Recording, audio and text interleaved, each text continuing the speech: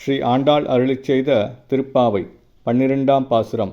கனைத்திளங்கற்றெருமை கன்று கிறங்கி நினைத்து முளைவழியே நின்று பால்சோர நனைத்தில்லம் சேராக்கும் நற்செல்வன் தங்காய் பனித்தலை வீழனின் வாசல் கடைபற்றி சினத்தினால் தென்னிலங்கை கோமானைச் செற்ற மனத்துக்கினியானை பாடவும் நீ வாய்த்திரவாய் இனித்தான் எழுந்திராய் ஈதென்ன பெயருறக்கம் அனைத்தில்லத்தாரும் அறிந்தேலோர் எம்பாவாய்.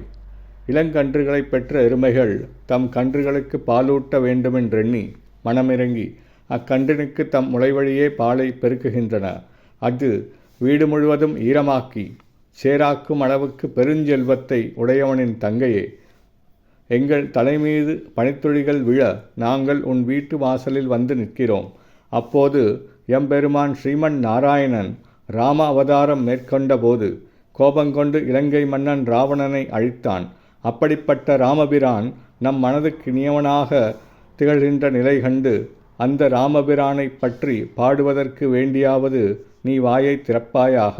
இன்னமும் வாய் திறவாமல் இருக்கின்றாய். அனைத்து வீடுகளிலும் உள்ளவர்கள் நீ பெருந்தூக்கம் கொண்டிருக்கிறாய் என்பதை அறிந்து கொண்ட பின்னரும் கூட நீ எழுந்திராமல் தூங்குவது எதற்காக? இனியேனும் எழுந்திருப்பாயாக. ஸ்ரீ ஆண்டாள் திவ்ய திருவடிகளே சரணம்.